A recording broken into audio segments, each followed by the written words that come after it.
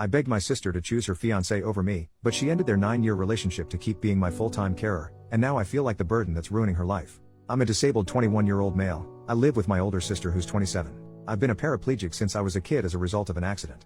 Our remaining parent, our dad, is pretty old and sick. He's in an old folks' home, and my sister takes me to see him occasionally. My sister is pretty much my full-time carer. She has her own job which she works to support both of us, and when she's not on her job, she's usually taking care of me. She's had a very serious boyfriend for 9 years. They've been in a relationship since she was 18. It's always been a very serious relationship as far as I can tell. He's a really good guy and he's always been nice to me. He also hasn't shied away from offering financial help once in a while.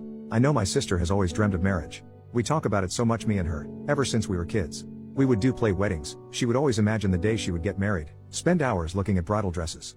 Even as an adult, he would fantasize about getting married and spend a lot of the time looking at bridal dresses, talking about her dream wedding, what kind of house she'd like to have. She had names picked out for the kids since she was a kid herself, and she's always stuck with those names. So yeah, she's always dreamed of getting married and having a family for a long time. Her current boyfriend has been with her for so long and has been so good to her, I figured he would always be the one to marry her. And I'd be happy for her. Finally she'd have someone to take care of her instead of her having to take care of me all the time. Well, that all came crumbling down. She returned home one day a complete mess, crying and pouring her eyes out all over the place. She told me they'd broken up. It was over. She was so sad. It was heartbreaking to see. It was like a dagger in my heart to see her crying and upset like that, and I felt so useless because all I could offer were meaningless words. She wouldn't tell me why. I figured she just didn't want to talk about it. After a few days, she still didn't want to talk about. She was still incredibly upset, crying a lot. I told her I'm her brother. I may be physically disabled, but my heart and mind still work perfectly. She can talk to me about anything. Very reluctantly and with pushing, she opened up about it. She told me her boyfriend had proposed to her. I told her that's excellent. Why did they break up? She had always wanted to get married and had been waiting years for this. She told me they had talked about it, and her boyfriend wanted her to move in with him. They would find a separate carer to look after me. They would still see me occasionally, but I would not visit them and my sister would no longer be my carer at all.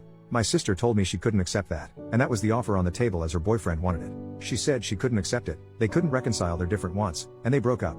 I told her she's crazy. She should have chosen her boyfriend. I know she loved him so much and he was crazy about her. She should have gone and gotten married. She can stay tied to me forever. She should live her own life and have her own family. She was still crying heavily, and she told me she realized that she would never be able to have that. All that stuff she wanted as a kid, to be a bride, have a wedding, have a family, none of it would ever happen. She would be taking care of me forever. I insisted to her, telling her she didn't need to take care of me forever. She should live her own life. She said no, that's what she wants. That's the way it has to be. She would have it no other way. When I kept insisting, she said no, that's it, she's in charge. She makes her own life decisions and I should stop telling her how to live her life. She got angry at me and I quickly apologized. She said it's okay, but I could tell she was really upset and in a bad mood. Why is she doing this to herself? I don't understand. Doesn't she see that I don't want her to sacrifice herself like this? Why did she just give up her boyfriend of 9 years like that? She loved him so much and he loved her, so why did she just push him away like that? Why is she hurting herself like that? I don't want her to be hurting herself just for my sake. I never asked her to make this sacrifice of herself. I told her I wouldn't mind getting another carer for me. She said no, it's her. It has to be her. It's her job. It's her duty to me and to our family. She has to take care of me always.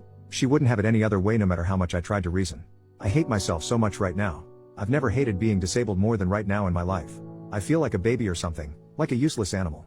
I feel like a ball and chain, like a burden tying her down to the ground and preventing her from living her own life. All I want her to do is to be happy and live her life and be happy and beautiful on her wedding day like she's always wanted, not stuck forever taking care of her disabled brother.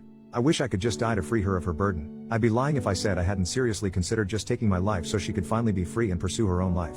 I'm not just saying that either. I'm serious. I know she'd mourn me for a while, even a few years, but after that she'd move on and get married and live her life like she's always wanted. It might be the only way she ever knows true happiness.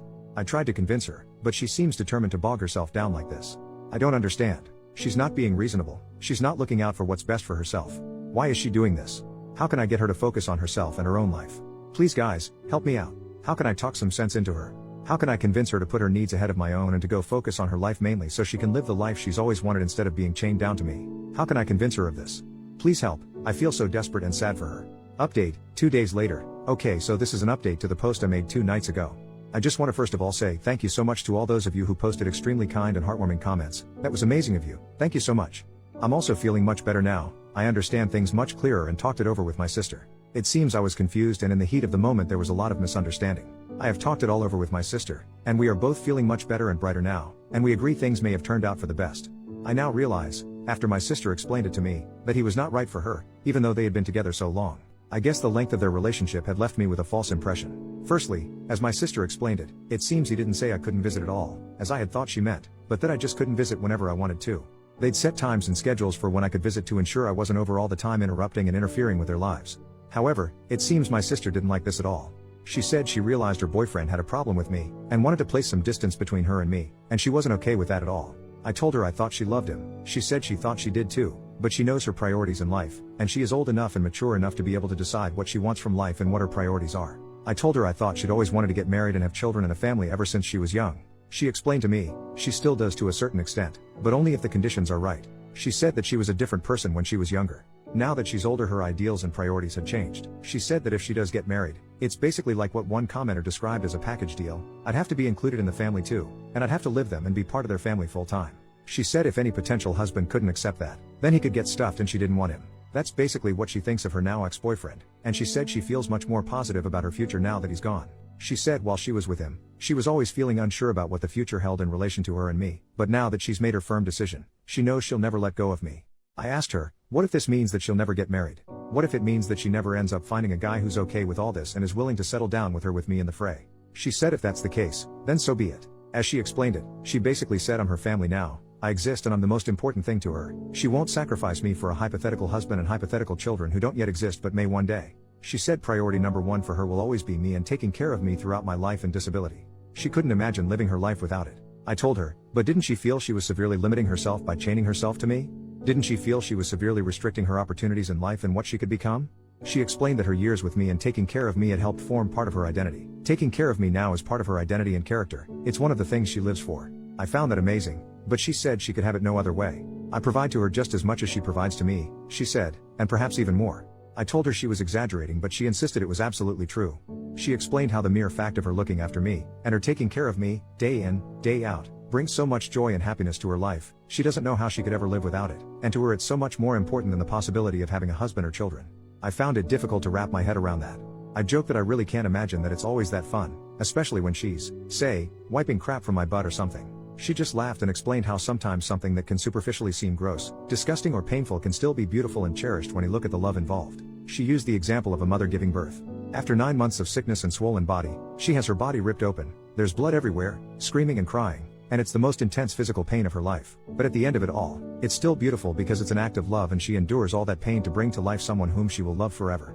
So yes, even acts like wiping crap from my butt, as gross and disgusting as it may seem to some, is in of itself an act of love and an example of how much she, as a sister, cherishes me as her brother, and the lengths she will go to as a result of that relationship. And that, I think, is beautiful and true love. So now I have a completely new outlook on her and our life. It's much more positive and I no longer see myself as a burden or a chain. She helped me realize my own self-worth and value. I'm not just some disabled guy in a wheelchair that needs help. I'm a brother and I provide love, friendship and value to this amazing, beautiful, kind-hearted woman I am so proud to call my sister. I no longer have any thoughts about ending my life at all, because I realize how much I am worth to her and how much I mean to her, and how much it would hurt her if I do that, and I could never bear to do that. So I just thought I'd share that update with you all. After all those incredibly warm and supportive comments you gave me were so uplifting. I can honestly say, even though I may be physically disabled, I consider myself to have this amazing gift because I'm blessed with love, and this love is the most amazing thing in the world. I can't imagine living without it. Thank you all so very, very much.